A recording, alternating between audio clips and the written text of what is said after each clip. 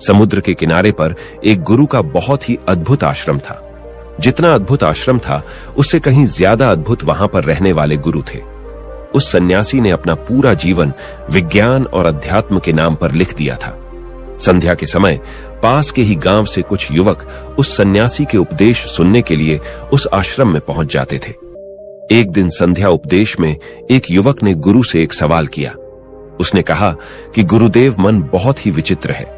मैं बार बार अपने आप से ये बोलता हूं कि यह गलती मैं इस बार नहीं करूंगा, लेकिन हर बार मैं वही गलती दोबारा से दोहरा देता हूं। सोचता हूं कि अतीत में जो गलतियां मुझसे हुई है उनके लिए मैं पश्चाताप ना करूं, लेकिन मेरा मन हमेशा दुख से भरा रहता है।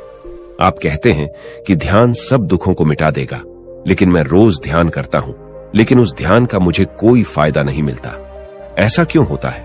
मैं क्या करूं? कृपया करके मेरा मार्गदर्शन करिए। सन्यासी ने सबकी समस्या हल करते हुए कहना शुरू किया। उन्होंने बताया कि शुरुआती ध्यान सबसे ज्यादा कठिन होता है, क्योंकि शुरुआत में व्यक्ति के मन को आदत नहीं होती है। वो इधर उधर भागता है, अतीत की बातों को याद करता है, लेकिन ध्यान एक जगह पर लगा नहीं पाता। प्राचीन समय में जब भी कोई शिष्य अपने गुरु के पास ध्यान सीखने के लिए आता था, तो वह गुरु शिष्य को ब्रह्म मुहूर्त में ध्यान लगाने के लिए कहा करते थे, क्योंकि ब्रह्म मुहूर्त सृजन का समय होता है। इस समय सारी प्रकृति एक नए दिन की शुरुआत करती है। पक्षी वृक्ष पर कलरव करने लगते हैं और मुर्गे बांग देने लगते हैं। कमल खिल उठता है और पूरी प्रकृति एक सौंदर्य से भर जाती है। प्राचीन शास्त्रों के अनुसार पूरे 24 घंटों को 30 ब्रह्म मुहूर्त में विभाजित किया गया है। ब्रह्म मुहूर्त की शुरुआत सूर्योदय से 1 घंटा 36 मिनट पहले हो जाती है। अलग अलग रथों में सूर्योदय का समय अलग अलग होता है। इसी प्रकार ब्रह्म मुहूर्त का समय भी अलग अलग रथों के हिसाब से अलग अलग होता है। गर्मियों के दिनों में अगर सूर्य 6 बजे उदय हो रहा है, तो ब्रह्म मुहूर्त की शुरुआत इससे 1 घंटा 36 मिनट पहले यानी कि 4:24 पर हो जाती है। और वहीं पर सर्दियों में सूर्य अगर 7 बजे उगता है, तो ब्रह्म मुहूर्त की शुरुआत 5:24 पर होती है। आसान भाषा में अगर बात करें तो 4 बजे से 6 बजे का समय ब्रह्म मुहूर्त का ही समय होता है। यह वह समय होता है जब मंदिर के पट खुल जाते हैं। ऋषि मुनि नदियों में स्नान करने के पश्चात ध्यान साधना में लीन हो जाते हैं। चलिए विस्तार से समझते हैं कि इस समय हमारे शरीर में क्या बदलाव आते हैं। आयुर्वेद का कहना है कि मनुष्य का शरीर 3 ऊर्जाओं से यानी कि 3 दोषों से बना होता है, वात, पित्त और कफ। यही तीनों ऊर्जाएं हमें पूरी तरह से संचालित करती हैं। अगर इन दोषों का संतुलन हमारे शरीर में खराब होने लगता है, तो हम तरह तरह की बीमारियों से ग्रस्त हो जाते हैं। इन तीनों में से सबसे मुख्य ऊर्जा होती है वाद की। वाद का संतुलन खराब होने से हमारे शरीर में 80 तरह की बीमारियां पैदा होती है। पित्त का संतुलन खराब होने से 40 और कफ का संतुलन खराब होने से 20 तरह की बीमारियां जन्म लेती है। इस प्रकार इन तीनों दशाओं में से वाद सबसे ज्यादा महत्वपूर्ण है, और वाद हमारे शरीर में सबसे ज्यादा सक्रिय सुबह के 2 बजे से 6 बजे के बीच में होता है। यानी कि ब्रह्म मुहूर्त से पहले उठने वाले लोगों का वाद हमेशा संतुलन में रहता है, और इसी वजह से उनका पेट अच्छे से साफ होता है। उन्हें कोई बीमारी नहीं होती, वो हमेशा ऊर्जा से भरे हुए रहते हैं। उनका मुख कमल की तरह चमकता रहता है, उनमें असीम सौंदर्य पैदा हो जाता है। ब्रह्म मुहूर्त में उठने वाले लोग हमेशा आनंद में रहते हैं और किसी भी काम को वो ध्यान बना लेते हैं। जो भी बुद्धिमान आदमी होता है वो इस समय को व्यर्थ नहीं गवाता। अष्टांग हृदय, जो कि आयुर्वेद की एक श्रृंखला है, उसमें लिखा हुआ है कि खुद को जानने के लिए सबसे योग्य समय ब्रह्म मुहूर्त का ही होता है। जो लोग ध्यान में गहरे उतरना चाहते हैं, खुद की खोज करना चाहते हैं, उन लोगों के लिए ब्रह्म मुहूर्त का समय किसी वरदान से कम नहीं होता है। ये वो समय होता है जब पूरी प्रकृति एक नई शुरुआत करती है। इसीलिए जो अतीत होता है वो पीछे छूट जाता है। दिन में और किसी समय ध्यान करने से आपको विचार परेशान कर सकते हैं और आप ध्यान को लगा नहीं पाएंगे, लेकिन ब्रह्म मुहूर्त में जब दिन की शुरुआत होती है तो आपका मन और मस्तिष्क पूरी तरह से खाली होता है और ध्यान में उतर पाना उतना ही आसान होता चला जाता है।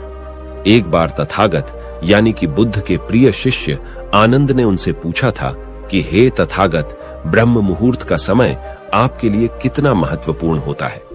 इस पर तथागत ने उत्तर दिया था कि जिस प्रकार मछली के लिए जल महत्वपूर्ण होता है, उसी प्रकार ध्यान और शून्यता का जीवन जीने के लिए ब्रह्म मुहूर्त में सही समय पर जागना और जागने के बाद ध्यान में उतरना बहुत जरूरी होता है। अगर आपकी यात्रा आनंद की तरफ नहीं है, आप दुखों में कष्टों में अपना जीवन जीना चाहते हैं, तो आपके लिए ब्रह्म मुहूर्त का कोई महत्व नहीं है।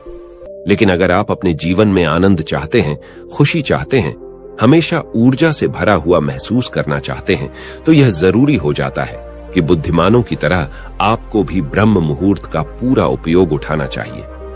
सभी युवक ध्यानपूर्वक सन्यासी की बातें सुन रहे थे।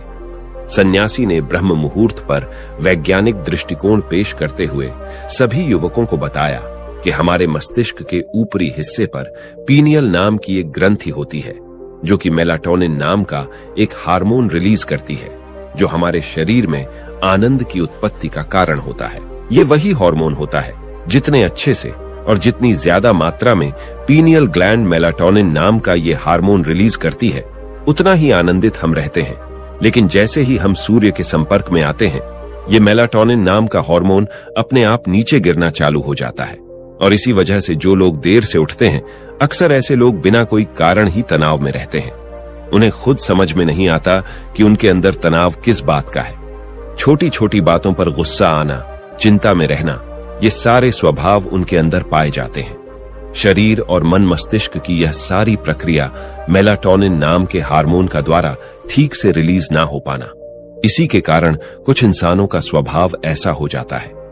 ब्रह्म मुहूर्त के बाद का मुहूर्त समुद्रम नाम से जाना जाता है, जिसमें शरीर और मन की मूवमेंट होती है। इस समय पित्त पर सूर्य की किरणें सीधी आती है और सेरोटोनिन नाम का एक हार्मोन रिलीज होता है, जो हमारे मन और मस्तिष्क में ऊर्जा पैदा करता है, एक ताजगी पैदा करता है, जिससे हम दिन के सभी काम कर पाते हैं। चरक संहिता में लिखा हुआ है कि जो व्यक्ति रोजाना ब्रह्म मुहूर्त में उठता है, उसकी उम्र बढ़ने की रफ्तार धीमी हो जाती है।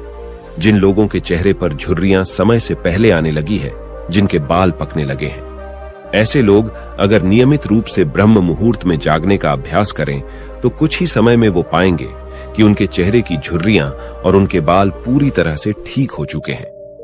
एक युवक ने सन्यासी से सवाल किया कि गुरुदेव, कुछ लोग ब्रह्म मुहूर्त में नहीं उठ पाते हैं, ऐसे लोग किस प्रकार पर ब्रह्म मुहूर्त में उठने का अभ्यास कर सकते हैं? कृपया करके उसके बारे में मार्गदर्शन करें।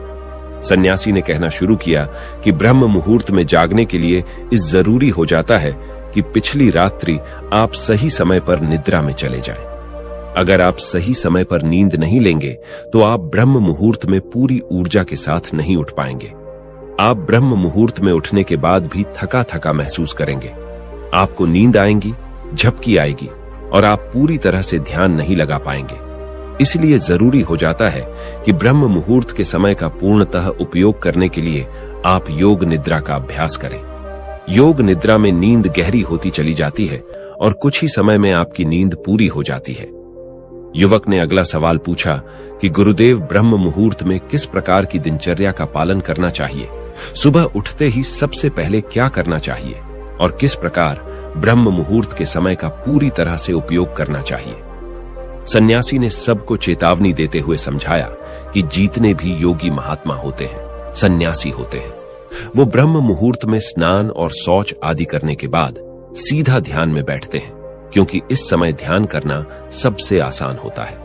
विचारों का भटकना सबसे कम होता है, क्योंकि इस समय दिन की शुरुआत हो रही होती है, नया सृजन हो रहा होता है। इस समय पूरा वातावरण शून्यता से भरा होता है, तो इस समय 15 मिनट का किया हुआ ध्यान पूरे दिन में 2 घंटे किए हुए ध्यान के बराबर हो जाता है।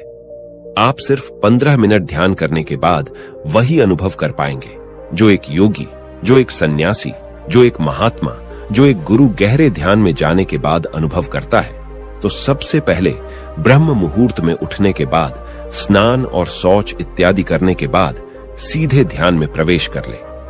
कोई भी ध्यान आप कर रहे हो, किसी भी प्रकार का आप ध्यान कर रहे हो, इससे कोई मायने नहीं है।